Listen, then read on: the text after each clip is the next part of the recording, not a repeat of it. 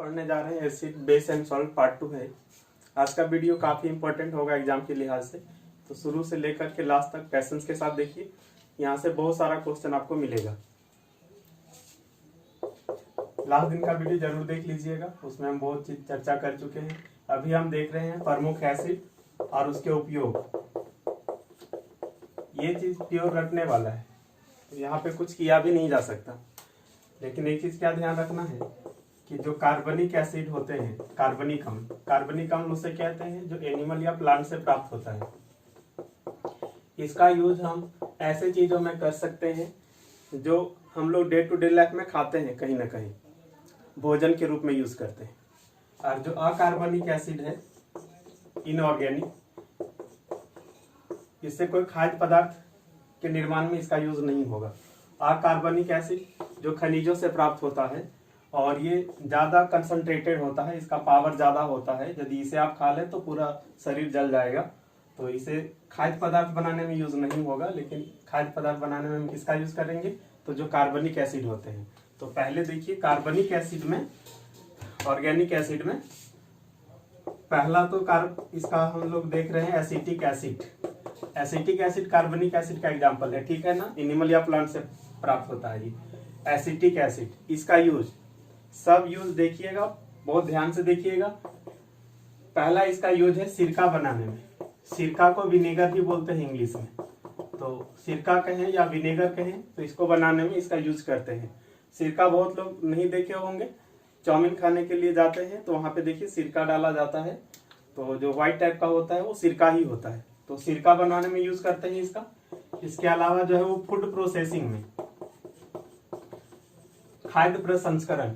Food processing क्या होता है ना, जैसे कि आप अचार बना दिए, आप सब्जी बना दी, आप सॉस बना दिए, वो सब फूड प्रोसेसिंग है। टमाटर से सॉस बना दिए तो वो फूड प्रोसेसिंग है। तो फूड को प्रोसेस करने में एसिटिक एसिड का यूज किया जाता है।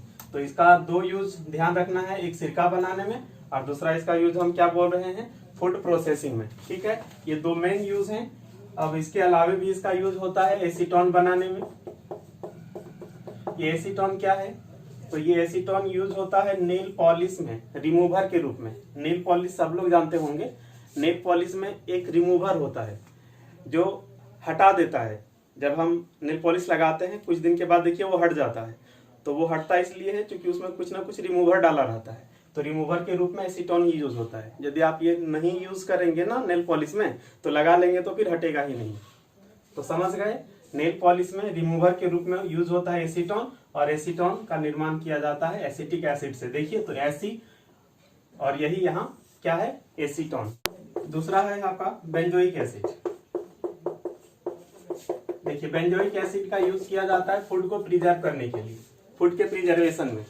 मतलब खाद्य पदार्थ को नष्ट होने से बचाने के लिए हम लोग क्या करते हैं, उसमें बेंजोइक एसिड डाल देते हैं। इससे खाद्य पदार्थ लंबे समय तक सुरक्षित रहता है, नष्ट नहीं होता, ठीक है। तो बेंजोइक एसिड का यूज फूड के प्रिजर्वेशन में, और ये बहुत इंपॉर्टेंट है, एग्जाम में आपको काफी मिलेगा, ध्यान रखना है इसे, ठीक है। एक चीज और क्या ध्यान रखिए कि यदि फूड को प्रिजर्व करना है तो हम बेंजोइक एसिड यूज करते हैं। लेकिन वही चीज यदि फलों को, फ्रूट्स, उसको प्रिजर्व करना है तब फॉर्मिक एसिड यूज होता है। तो फ्रूट्स को प्रिजर्व करने के लिए फॉर्मिक एसिड, और फूड जो होते हैं फ्रूट छोड़ के उसके लिए बेंजोइक एसिड, ठीक है। फॉर्मिक एसिड का और भी यूज होता है बैक्टीरिया को मारने के लिए, बैक्टीरिया को नष्ट करने के लिए, ठीक। चलिए अब नेक्स्ट देखिए यहाँ पे आपका टार्टरिक एसिड। टार्टरिक एसिड इमली में पाया जाता है, आगे पढ़ेंगे। इसका यूज किया जाता है आपका बेकिंग पाउडर बनाने में। समझ लीजिए यहाँ पे थोड़ा सा होता कैसे है।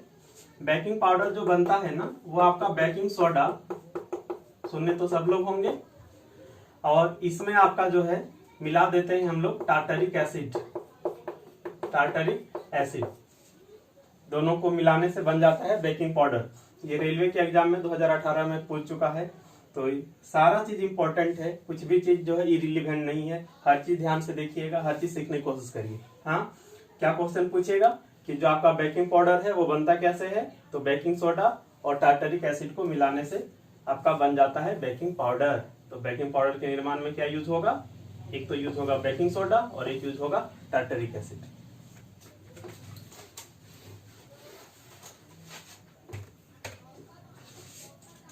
उसके बाद यहाँ पर देखेंगे हम लोग ऑक्जेलिक एसिड। इस ऑक्जेलिक एसिड की बात करें तो इसका सबसे ज्यादा यूज होता है किसमें? तो इसका सबसे ज्यादा यूज होता है यदि स्याही का या जंग का दाग लग गया हो कपड़े पर तो उसको हटाने के लिए। आप एक चीज और ध्यान रखिएगा कि यदि ऑक्जेलिक एसिड न हो उपलब्ध तो फिर आप टमाटर या यदि अमरूद भी यूज कर लें तो स्याही या जंग का दाग हट जाएगा। तो इसे हम क्या समझ सकते हैं? तो ये चीज समझ सकते हैं ना कि टमाटर और अमरूद में जो है आपका ऑक्जेलिक एसिड होता है। तो हाँ, होता है। ठीक है, तो ये ध्यान रह जाएगा कि ऑक्जेलिक एसिड स्याही या जंग का दाग हटाने के लिए यदि ना हो अवेलेबल तो हम टमाटर या अमरूद भी यूज कर सकते हैं। ठीक है, चलिए अब नोट्स से देखिएगा। नोट्स में सारा चीज लिखा हुआ है, जो कुछ भी यहाँ फायदे में यदि छूट रहा है तो वो नोट्स में सारा है। आप नोट्स जरूर डाउनलोड करिए और उसको जो है पढ़िए पूरा। अब नेक्स्ट यहाँ पर हम लोग अब देख लेते हैं अकार्बनिक में कुछ कुछ, इनऑर्गेनिक में। देखिए अकार्बनिक में जो है 3 एसिड मेन है।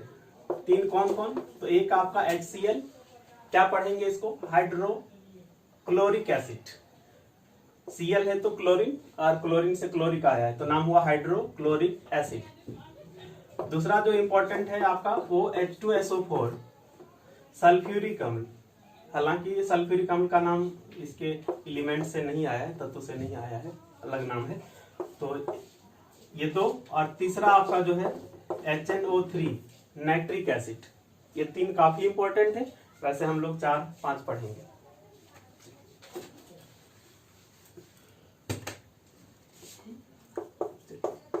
पहला देख लेते हैं अकार्बनिक में HCl। तो सबसे पहले तो जान लीजिए कि हमारा जो पाचन तंत्र है, डाइजेस्टिव सिस्टम, उसमें आपका अमाशय स्टोमक में HCl का सिक्रेशन होता है। HCl जो है वो स्रावित होता है और ये भोजन को पचाने में हेल्प करता है। अब कुछ लोग सोचेंगे कि सर ये तो हमारे मनुष्य में बन रहा है तो इसको कार्बनिक होना चाहिए था, ऑर्गेनिक होना चाहिए था। नहीं होगा, मनुष्यों में बनता जरूर है, लेकिन क्या हम इसे मनुष्य से प्राप्त करते हैं कभी? वैसे तो मनुष्य में आयरन भी होता है, तो आप आयरन को क्या कार्बनिक कह देंगे? नहीं, वो तो अकार्बनिक ही है। तो मनुष्य में होता जरूर है, लेकिन इसको कार्बनिक नहीं मानते। ये क्या है? अकार्बनिक। समझ रहे हैं ना? तो एक तो इसका ध्यान रख लेना है कि स्टोमक में इसका सिक्रेशन होता है, निर्माण होता है वहां पे, तो भोजन को पचाने में हेल्प करता है HCl। और दूसरा इसका जो यूज होता है वो एक्वारेजिया के निर्माण में, एक्वारेजिया बनाने में। एक्वारेजिया को हिंदी में कहते हैं अम्लराज। ध्यान रखिए, यहाँ हम लिखे अम्लराज, और अम्लों का राजा अलग होता है। अभी तुरंत आ रहा है, यहाँ हम अम्लराज लिखे। तो अम्लराज के निर्माण में क्या है ये अम्लराज? देखिए, ये जो आपका अम्लराज है ये आपका HCl और HNO3 हाइड्रोक्लोरिक एसिड और ये नाइट्रिक एसिड, इन दोनों का ये मिश्रण होता है 3 और 1 के अनुपात में। ये काफी महत्वपूर्ण है। रेशियो भी कई बार पूछा जाता है, कैसे याद रखिएगा? देखिए इसमें 3 है, इस 3 को इधर करिए, HCl कुछ नहीं तो 1 मानिए और इसको इधर लिखिए। ये 3 इधर, ये 1 इधर। याद रखने के लिए ये चीज आप कर सकते हैं। तो इन दोनों को मिलाने से आपका क्या बन जाएगा? एक्वारेजिया। क्या इसका यूज है एक्वारेजिया का? तो इसका यूज है आपका सोना, चांदी, प्लेटिनम आदि जो महंगे धातु हैं, इन्हें नोबल मेटल कहते हैं, अक्रिय धातु। क्यों कहते हैं? पढ़ेंगे मेटल जब आएगा तो इन सबको गलाने के लिए एक्वारेजिया यूज होता है। ठीक है, यहाँ पे ध्यान आपको क्या रखना है कि कोई एक एसिड सोना चांदी को गला नहीं सकता, लेकिन एक्वारेजिया गला सकता है। एक्वारेजिया कोई एक एसिड नहीं बल्कि 2 एसिड का ये क्या है? मिश्रण। क्वेश्चन पूछा यदि कि इनमें से किस धातु को मेटल गला नहीं सकता या उससे अभिक्रिया नहीं करता, तो हम कहेंगे सोना। एसिड सोना के साथ, चांदी के साथ, प्लेटिनम के साथ अभिक्रिया रिएक्शन नहीं करता, लेकिन वही चीज एक्वारेजिया के साथ रिएक्शन कर लेता है और एक्वारेजिया में ये घुल जाता है सोना चांदी।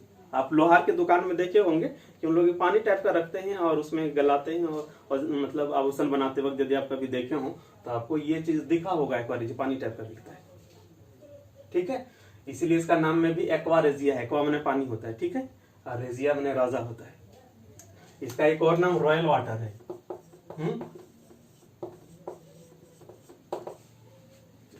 ठीक है, हो गया। और एक चीज और ध्यान रखिएगा कि HCl का एक और नाम है म्यूरिएटिक एसिड। क्वेश्चन पूछेगा म्यूरिएटिक एसिड किसका दूसरा नाम है, तो HCl, हाइड्रोक्लोरिक एसिड। ठीक है,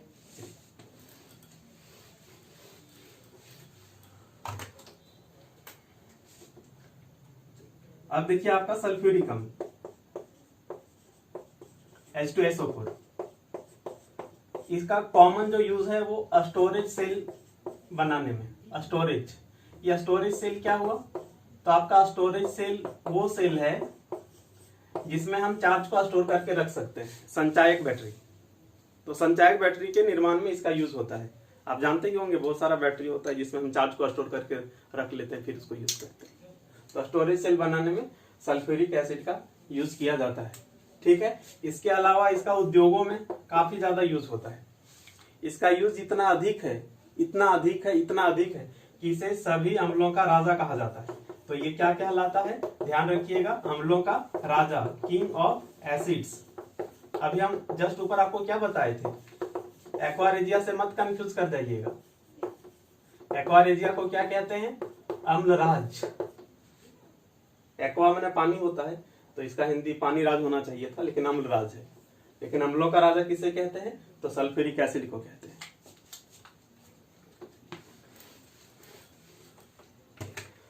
नाइट्रिक एसिड की बात कर लें तो इसका एक तो यूज अभी हम लोग देख ही लिए एक्वा रेजिया बनाने में। इसके अलावा इसका यूज किया जाता है फर्टिलाइजर, उर्वरक बनाने में। ठीक है, अब एक और है आपका hydrofluoric acid. Hydrofluoric acid, hydrofluoric acid, ये भी महत्वपूर्ण है, ये भी एग्जाम में पूछता है एक दो बार। इसका यूज किया जाता है कांच पर लिखने के लिए। आप कांच पर लिख कर देखिएगा पेन से तो लिख नहीं पाइएगा, तो यदि लिखना हो कांच पे तो यूज किया जाता है हाइड्रोफ्लोरिक एसिड।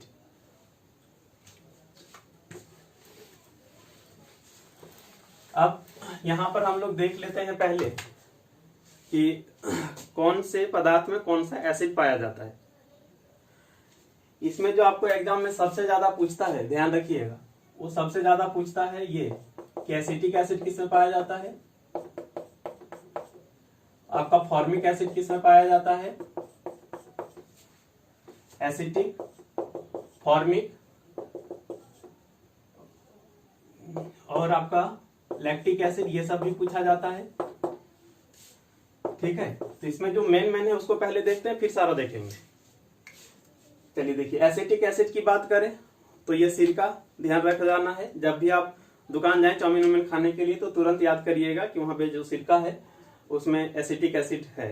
हाँ, तो एसिटिक एसिड सिरका में पाया जाएगा।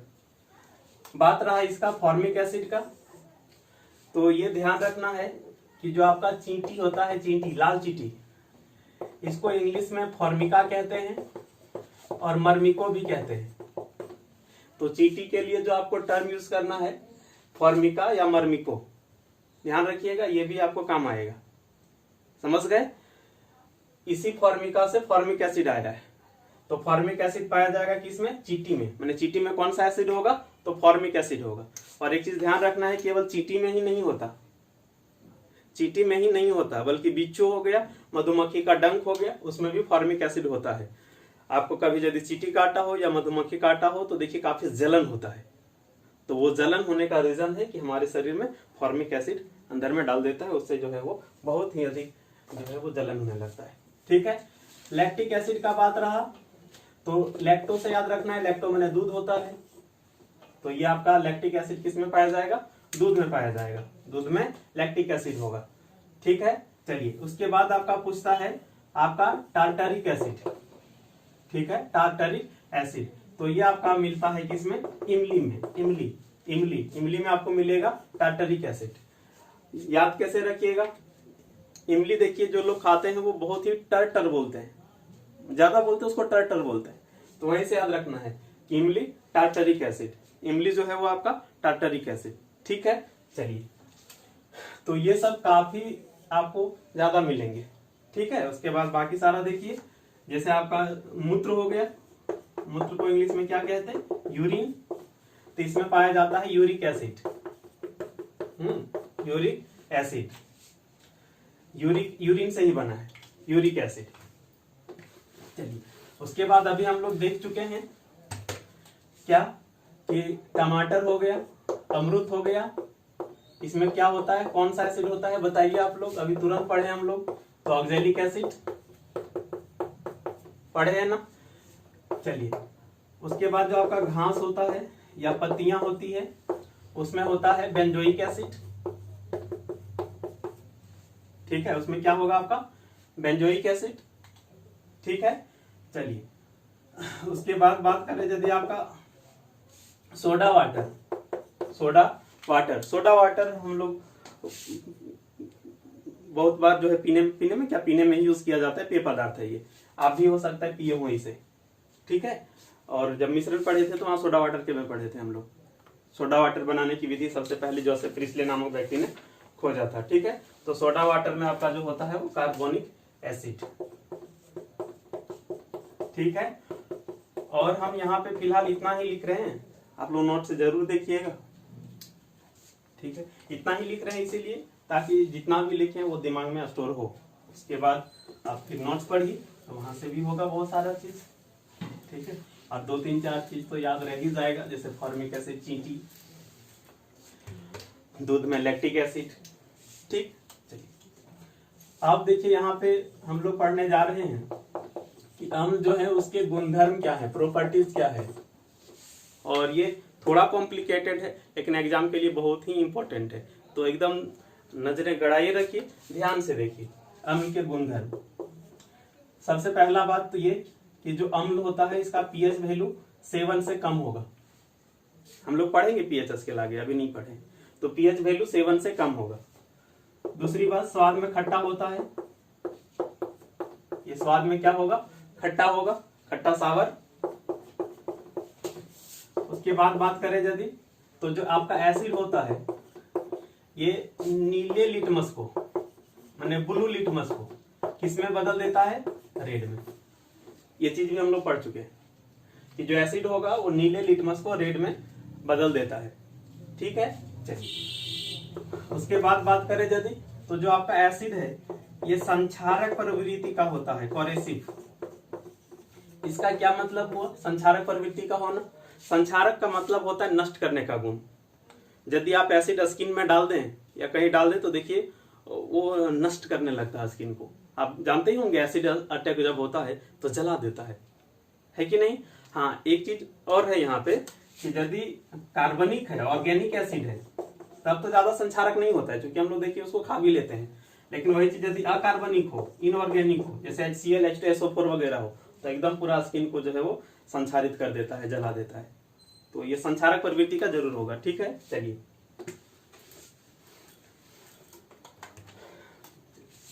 अब यहाँ पर कुछ इसका देखेंगे हम लोग कि ये किसके साथ किस तरह का रिएक्शन करेगा, किसके साथ किस तरह की अभिक्रिया करेगा। ठीक है, तो यहाँ पे ध्यान दीजिए कि ये किसके साथ किस तरह का रिएक्शन करेगा। ठीक है, देखिए, कोई भी यदि एसिड हो, कोई भी एसिड हो यदि, तो जब वो बेस के साथ रिएक्शन करेगा, बेस दैट मींस क्षार, जिसका स्वाद होता है कैसा, कड़वा, जैसे आपका सोडा, साबुन, सही। तो जब कोई एसिड बेस के साथ रिएक्शन करेगा तो इससे सॉल्ट का निर्माण होता है। क्या निर्माण होगा, सॉल्ट। इसका स्वाद कैसा होगा, नमकीन, जैसा नमक आपको लगता है, खाने का नमक कैसा लगता है, तो सॉल्ट ही लगता है, नमकीन लगता है। तो सॉल्ट का निर्माण होगा, और क्या निर्माण होगा, जल, माने H2O। तो ये चीज एकदम आपको जो है रट लेना है कि एसिड जब बेस के साथ रिएक्शन करेगा तो सॉल्ट का निर्माण करेगा और जल बनेगा। एक चीज यहाँ पर आप क्या देख पा रहे होंगे कि जब ये एसिड और जब ये बेस रिएक्शन कर रहा है तो सॉल्ट बन रहा है सॉल्ट। तो ध्यान रखिए कि ये जो आपका सॉल्ट है ये स्वाद में क्या खट्टा है एसिड जैसा, बोलिएगा नहीं। क्या ये कड़वा लगेगा क्षार जैसा, तो नहीं, नमकीन लगेगा। तो यहाँ पर क्या देख रहे हैं हम लोग कि एसिड और बेस जब रिएक्शन किया तो एक दूसरे के प्रभाव को उदासीन कर दिया, खत्म कर दिया, न्यूट्रल कर दिया। इस अभिक्रिया को हम लोग कहते हैं न्यूट्रलाइजेशन या हिंदी में उदासीनीकरण अभिक्रिया। ठीक है, चलिए एक एग्जांपल देख लेते हैं हम लोग। जैसे ये आपका हम लिए HCl, ये एसिड है, हाइड्रोक्लोरिक एसिड है। बेस ले लेते हैं एक NaOH, क्या पढ़ेंगे? Na माने सोडियम और OH आया तो क्या पढ़ेंगे? हाइड्रोक्साइड। क्यों? हाइड्रो और ऑक्सीजन है तो ऑक्साइड, तो सोडियम हाइड्रोक्साइड, OH हाइड्रोक्साइड पढ़ना है। अब रिएक्शन करके जो है आपका NaCl बन गया, यही सॉल्ट है, और आपका जो है वो जल बनेगा H2O। यही NaCl आपका साधारण नमक है जिसको हम लोग खाने में यूज करते हैं। ठीक है, तो ये समझ गए HCl NaOH रिएक्शन करके NaCl H2O। ठीक है, अब ये रिएक्शन जो है आपका ये भी पूछ सकता है, ये रिएक्शन भी पूछ सकता है, कुछ भी क्वेश्चन पूछा जा सकता है, पूछने के तरीके कई हो सकते हैं, ध्यान रखिएगा। चलिए अब हम लोग यहाँ पर एक चीज और देख लेते हैं। ठीक है, देखिए क्या होता है कि यदि कोई एसिड स्ट्रॉन्ग हो, एसिड कैसा हो? स्ट्रॉन्ग। जैसे अभी जो हम लोग लिए थे HCl, वो स्ट्रॉन्ग एसिड ही था। हम पिछले वीडियो में डिस्कस कर चुके हैं कि कौन स्ट्रॉन्ग एसिड है और कौन वीक एसिड है। चलिए, तो एसिड यदि स्ट्रॉन्ग हो और बेस भी यदि स्ट्रॉन्ग हो, ध्यान रखिए। जैसे अभी हम लोग जो लिए थे NaOH, यह स्ट्रॉन्ग बेस है। जब स्ट्रॉन्ग एसिड और स्ट्रॉन्ग बेस रिएक्शन करेगा तो ऐसी स्थिति में जो आपको सॉल्ट प्राप्त होगा, ये ना तो एसिडिक होगा ना तो बेसिक होगा। मतलब ना तो इसका स्वाद खट्टा होगा ना तो इसका स्वाद कड़वा होगा, बल्कि पूरी तरह से नमकीन होगा। यहाँ पे एक दूसरे के प्रभाव को पूरी तरह से समाप्त कर देता है। समझ गए?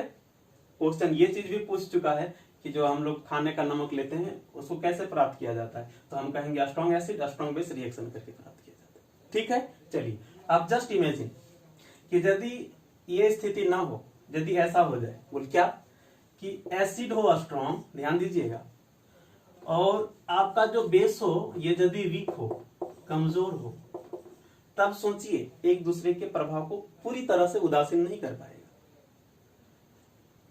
अब यहां पे जो आपका सॉल्ट प्राप्त होगा, सोचिए इस सॉल्ट में किसका प्रभाव रह जाएगा।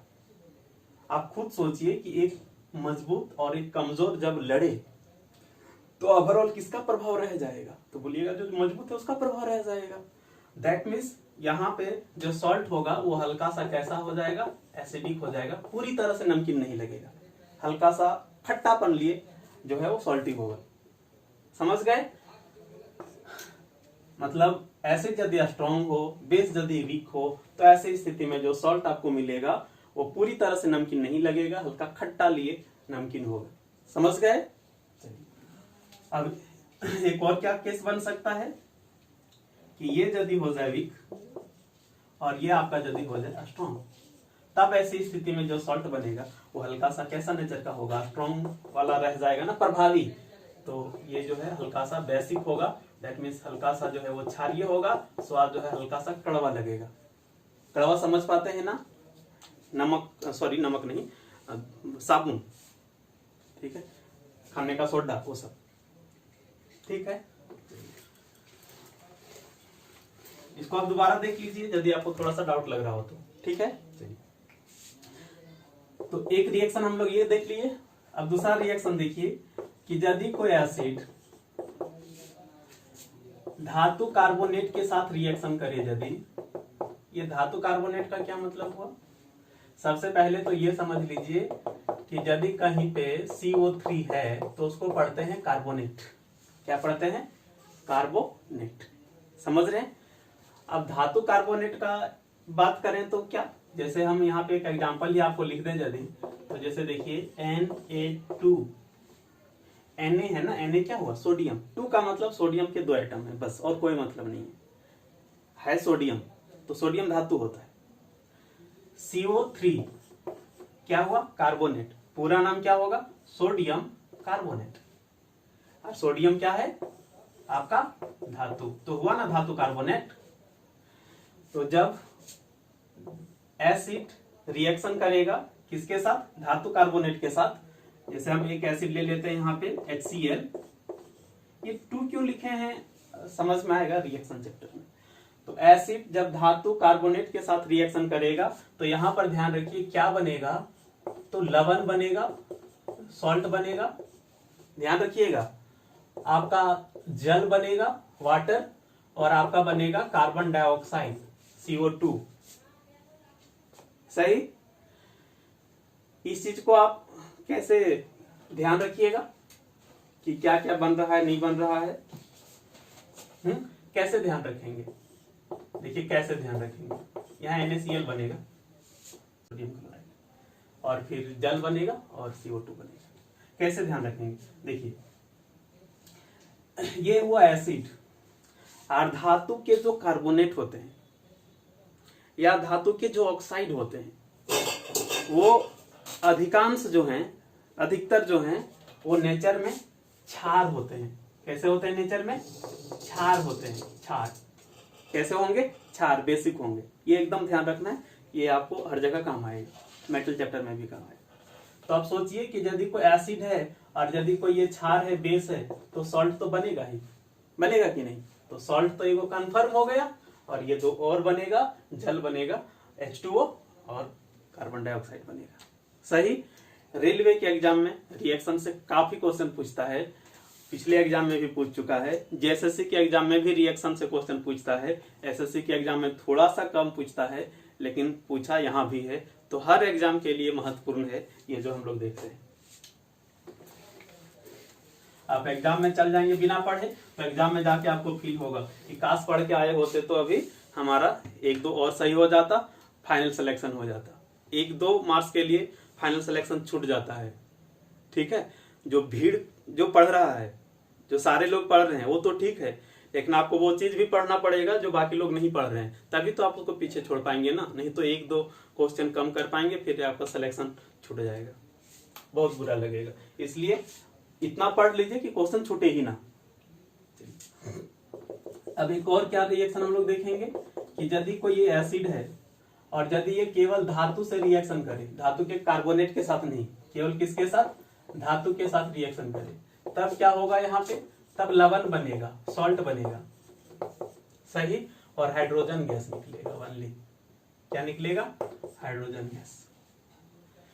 इसका भी हम लोग एग्जाम्पल देख लेते हैं कि जैसे ये लिए हम Mg मैग्नीशियम धातु होता है। सही। एसिड एक ले लेते हैं HCl हाइड्रोक्लोरिक एसिड। ठीक है, तो यहां पर जो बनेगा MgCl, क्या पढ़िएगा, मैग्नीशियम, Cl क्या पढ़ते हैं, क्लोरीन, क्लोरीन से क्या आता है, क्लोराइड। तो ये बनेगा मैग्नीशियम क्लोराइड और H2। समझ गए, समझ गए। ऊपर देखे थे धातु कार्बोनेट, यहाँ पर देखिए कि जल धातु के साथ क्या होगा। ठीक है, यहाँ भी वही कॉन्सेप्ट लगाना है कि धातु है तो नेचर में हल्का सा बेस होगा, और एसिड और बेस रिएक्शन करेगा तो आपका सॉल्ट तो बनेगा ही, और यहाँ बनेगा H2। आप बोलिएगा कि यहाँ पे जल क्यों नहीं बनेगा, वगैरह क्यों नहीं होगा। तो देखिए ये सारा चीज जो हम लोग यहाँ पे पढ़ रहे हैं वो सभी प्रयोग पे आधारित है। लेबोरेटरी में प्रयोग करके देखा जा सकता है, इसे प्रूव किया जा सकता है। हमारे यहाँ लेबोरेटरी है नहीं, तो हम आपको दिखा भी नहीं सकते। आप हो सकता है स्कूल में यदि आपके लैब रहा हो तो आप करके देखे होंगे, यदि सरकारी स्कूल हो तब तो ये भी नसीब नहीं हुआ होगा। क्या करिएगा, आप यदि देखना ही चाहते हैं इसे तो गूगल में सर्च करिए, आपको दिख जाएगा कि कैसे रिएक्शन होता है, क्या होता है वगैरह। ठीक है, तो ये सभी प्रयोग पे आधारित है, तो आप उसको ध्यान रखिएगा। अब इतना सारा चीज आपका हो गया एसिड से। हाँ, नोट्स जरूर देखिएगा, वो जरूरी है। हाँ, बिना इसके आपका अधूरा रह जाएगा। चलिए, अब ये हुआ एसिड के बारे में। अब यहाँ पे 1-2 और टर्म है और कुछ एग्जाम्पल है। क्या एग्जाम्पल है, तो सबसे पहले आपको हम यहाँ दिखाते हैं कि जो अभी हम लोग पढ़ रहे थे कि उदासीनीकरण अभिक्रिया, न्यूट्रलाइजेशन रिएक्शन, उसका कुछ हम उदाहरण दिखा दे रहे हैं डे टू डे लाइफ में, एग्जाम के लिए भी काफी महत्वपूर्ण है। देखिए, हम लोग देखते होंगे कि बहुत बार जो है पेट में एसिडिटी हो जाती है। हाँ, पेट में आपका जो है वो एसिडिटी हो जाती है। क्यों वो एसिडिटी, हम पढ़े थे ना अभी तुरंत कि जो हमारा स्टोमक है वो HCl हाइड्रोक्लोरिक एसिड सीक्रेट करता है, स्रावित करता है। तो कभी ज्यादा मात्रा में स्रावित किया तो एसिड ज्यादा हो जाता है, एसिडिटी बढ़ जाता है। हाँ, फिर हम लोग क्या करते हैं भाई, तो मार्केट से खरीद के ले आते हैं इनो। अब इनो में जो है वो बेस होता है, आप इनो खरीद के ले आए, वो बेस है, तो क्या करेगा, बेस और एसिड रिएक्शन करेगा और एक दूसरे के प्रभाव को समाप्त कर देगा, तो हमें एसिडिटी से राहत मिलेगा। ठीक है, अब ध्यान रखना है कि यदि आप इनो ना यूज करें तो आप दवा भी ले सकते हैं कि नहीं, कई तरह के दवा आपको मेडिकल स्टोर में मिल जाएंगे। तो वो जो दवा आप यूज करते हैं उन दवा में मैग्नीशियम हाइड्रोक्साइड यूज होता है कॉमनली। क्या पढ़ेंगे, मैग्नीशियम Mg और OH है तो क्या पढ़ते हैं, हाइड्रोक्साइड। ऐसे लिखने का क्या मतलब होता है, ऐसे लिखने का मतलब होता है कि OH के 2 हैं पीस, OH के 2 मॉलिक्यूल है। अब यदि केवल ऐसा लिखते ना तो इसका मतलब होता H2 है, हाँ ऐसा लिखते तो H2 है, लेकिन यहाँ पर ऐसे लिख रहे हैं तो इसका मतलब है कि OH2 है, समझ गए। तो मैग्नीशियम हाइड्रोक्साइड, ठीक है। तो अब ये सभी जो हैं इनो हो या जो हम दवा यूज करते हैं जिसमें मैग्नीशियम हाइड्रोक्साइड होता है, ये सभी क्या है, एसिड के प्रभाव को खत्म कर रहे हैं, है कि नहीं। तो इन सभी को हम क्या कहते हैं, एंटासिड। क्या कहेंगे, एंटासिड। कहां से टर्म आया, तो एंटी प्लस एसिड। एंटी तो जानते ही हैं, अगेंस्ट हम लोग बोलते भी हैं, मेरा एंटी पार्टी है, तो एसिड की एंटी काम करता है एंटासिड, समझ गए। चलिए, अब केवल इनो और केवल यही नहीं है, लेकिन ये कॉमन है, तो एग्जाम में अक्सर यही ऑप्शन आपको मिलता है। खाने का सोडा भी हम लोग यूज कर सकते थे एंटासिड के रूप में, ठीक है, लेकिन ये ज्यादा कॉमन है, ध्यान रखिएगा।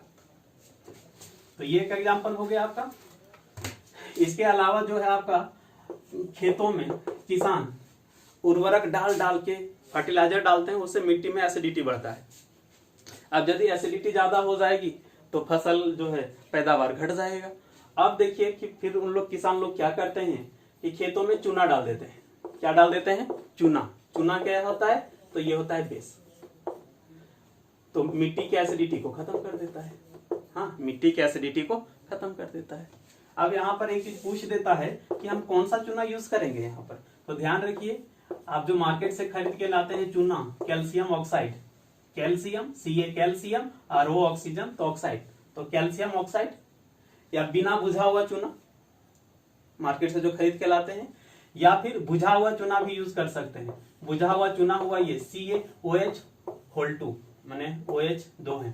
क्या पढ़ेंगे, कैल्शियम हाइड्रोक्साइड। कैल्शियम ऑक्साइड भी यूज किया जा सकता है, कैल्शियम हाइड्रोक्साइड भी यूज किया जा सकता है। ये बुझा हुआ चूना है। बुझा हुआ चूना समझ रहे हैं आप लोग, घर में देखे होंगे कि चूना लाते हैं खरीद के, फिर उसमें पानी के साथ उसका रिएक्शन होता है तो फिर चूना बुझ जाता है, तो वही बुझा हुआ चूना है। लोग पान में खैनी के साथ बुझा हुआ चूना ही यूज करते हैं। तो खेतों में हम कौन सा चूना यूज कर सकते हैं, नॉर्मल जो खरीद के लाते हैं मार्केट से पाउडर वाला, वो भी यूज कर सकते हैं, ये भी यूज कर सकते हैं, ठीक है। ऑप्शन कभी कभार ये दोनों देता है तो हम जवाब देंगे दोनों यूज किया जा सकता है, कोई भी यूज करिए, फर्क नहीं पड़ेगा। और एग्जांपल देखते हैं कि एक चीज देखे होंगे आपके घर तरफ हो सकता हो, एक होता है आपका नेटल पौधा। क्या होता है, नेटल। इसको बिच्छू पौधा भी बोलते हैं। क्यों कहते हैं बिच्छू पौधा, क्योंकि इसकी पत्ती में जो है ना, इसकी पत्ती में फॉर्मिक एसिड होता है, जो कि चींटी में होता है। चींटी में कैसे कौन सा होता है, फॉर्मिक एसिड, तो ये फॉर्मिक एसिड इसकी पत्ती में होता है। और इसकी पत्ती यदि आपके शरीर में कहीं भी लग जाए तो वैसा ही जलन होगा जैसा बिच्छू काटने से जलन होता है, समझ गए। आप देखिए नेचर की माया है कि ये जहां पर नेटल पौधा होता है उसी के अगल बगल में डॉग पौधा होता है। कौन सा पौधा, डॉग। ये दोनों ही एग्जाम में पूछा है, सीडीएस के एग्जाम में भी पूछा है, रेलवे के एग्जाम में भी पूछा है, एसएससी के एग्जाम में भी पूछा है, ठीक है।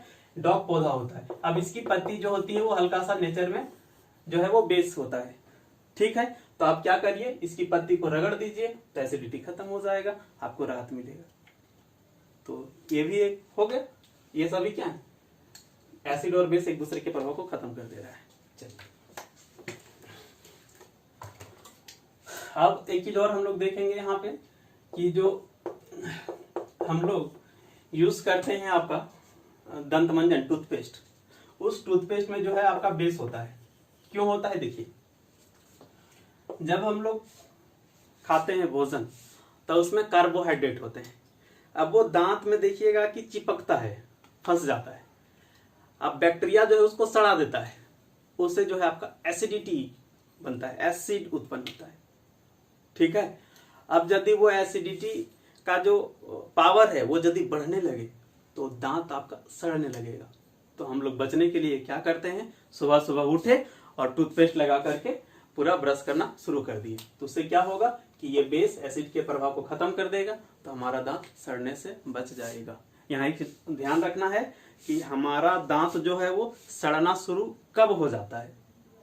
तो ध्यान रखना है कि यदि पीएच वैल्यू 5.5 से कम हो गया तो दांत सड़ना शुरू हो जाएगा। ये चीज एग्जाम में पूछ चुका है, एमटीएस के एग्जाम में पूछ चुका है, आप जानते ही होंगे 10th लेवल का एग्जाम है, लेकिन उसमें भी ये चीज पूछ चुका है। 5.5 से कम हुआ तो आपका दांत झड़ना सड़ना शुरू हो जाएगा।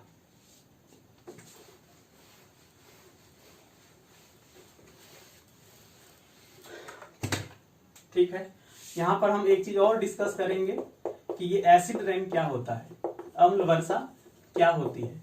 अब कुछ लोग सोचे होंगे कि सर पानी के जगह अम्ल का ही बारिश होने लगेगा, इंद्र भगवान जो है अम्ल का ही बारिश कराने लगेंगे तो अम्ल वर्षा हो जाएगा। ऐसा नहीं है, ऐसा नहीं है। तो क्या है, देखिए, जब वर्षा का पानी का पीएच वैल्यू 5.6 से कम हो जाए, कितना, 5.6, दांत सड़ने वाला हम 5.5 बोले थे, यहाँ हम 5.6 बोल रहे हैं। यदि 5.6 से कम हो जाए तब हम कहते हैं एसिड रेन है, माने बारिश जो होगी उसमें एसिड की मात्रा इतनी हो कि उसका पीएच वैल्यू 5.5 से कम हो जाए, 5.6 से कम हो जाए। समझ गए, नॉर्मल चीज है। बारिश की पानी में एसिडिटी यदि 5.6 से कम है तो वो आपका एसिड रेन है। ठीक है, अब यहाँ पे क्वेश्चन पूछता है कि ये जो आपका एसिड रेन बनता है क्या उसके पीछे वजह है। हाँ, तो एक लंबा सा प्रोसेस होता है, एक लंबा सा प्रोसेस होता है। हम इसको शॉर्ट में बता रहे हैं आपको कैसे होता है। देखिए क्या होता है, सबसे पहला जो है वायुमंडल में नाइट्रोजन के ऑक्साइड होते हैं, नाइट्रोजन के ऑक्साइड। अब बोलिएगा नाइट्रोजन के ऑक्साइड मतलब, नाइट्रोजन के ऑक्साइड जैसे कि N2O हो सकता है, ठीक है, NO2 हो सकता है। नाइट्रोजन के ऑक्साइड में नाइट्रोजन और ऑक्सीजन होगा, तो कुछ भी हो, N2O हो, NO2 हो, ठीक है। अच्छा ध्यान रखिएगा, इसको हम लोग पढ़ते हैं क्या, नाइट्रोजन डाइऑक्साइड, NO2 को नाइट्रोजन डाइऑक्साइड। जिस तरह से CO2 को क्या पढ़ते हैं, कार्बन डाइऑक्साइड, उसी तरह से NO2 क्या पढ़ेंगे, नाइट्रोजन डाइऑक्साइड। और ये जो आपका N2O है इसको पढ़ते हैं नाइट्रस ऑक्साइड। बोलिए क्यों, कोई विशेष वजह नहीं है, सदियों से है ऐसा नाम, तो आपको पढ़ना पड़ेगा। तो कुछ भी हो सकता है। तो नाइट्रोजन के ऑक्साइड होते हैं, समझ गए, और आपका जो है वो सल्फर के ऑक्साइड होते हैं। नाइट्रोजन के ऑक्साइड और कौन, सल्फर के ऑक्साइड। अब इन्हीं दोनों के साथ मिल करके पानी जो है, ठीक है, इन्हीं दोनों के साथ मिल करके जो पानी है वो आपका एसिड रेन बना लेता है। आपको सिंपल क्या ध्यान रखना है कि एसिड रेन का कारण क्या है, तो कारण है नाइट्रोजन के ऑक्साइड और सल्फर के ऑक्साइड। नाइट्रोजन के ऑक्साइड और किसके ऑक्साइड, सल्फर के ऑक्साइड। ठीक है, आप इसको पूरा डिटेल में नोट्स में पढ़ सकते हैं, पूरा लिखा हुआ है। इसकी क्या हानियां हैं वो भी देख सकते हैं, और जो फसल है वो प्रभावित होगा, जो बड़े बड़े बिल्डिंग्स हैं वो डिस्कलर हो जाएंगे। आप देखे होंगे कि जिन क्षेत्रों में प्रदूषण अधिक है वहां पे एसिड रेन ज्यादा होता है, तो उस क्षेत्र में बिल्डिंग वगैरह देखिएगा जल्दी वो डिस्कलर हो जाता है। ठीक है, और आज इतना ही, एक वीडियो और लगेगा, इसमें खत्म हो जाएगा। एक चीज और ध्यान रखिएगा कि हो सकता है कभी कभी कुछ चीज हम यहाँ पे गलती बोल दें, हो सकता है, क्योंकि कैमरे के सामने पढ़ाने में थोड़ा सा मुश्किल आता है, तो हो सकता है कभी थोड़ा कुछ गलती हो सकता है ह्यूमन एरर के कारण, तो हम उसको कमेंट भी कर देते हैं बाय द वे कभी कुछ गलती हुआ तो। अदरवाइज आप नोट्स भी देख लीजिएगा। ठीक है, और आप लोग वीडियो को लाइक करिए, सब्सक्राइब करिए चैनल को, बताइए अपने दोस्तों को।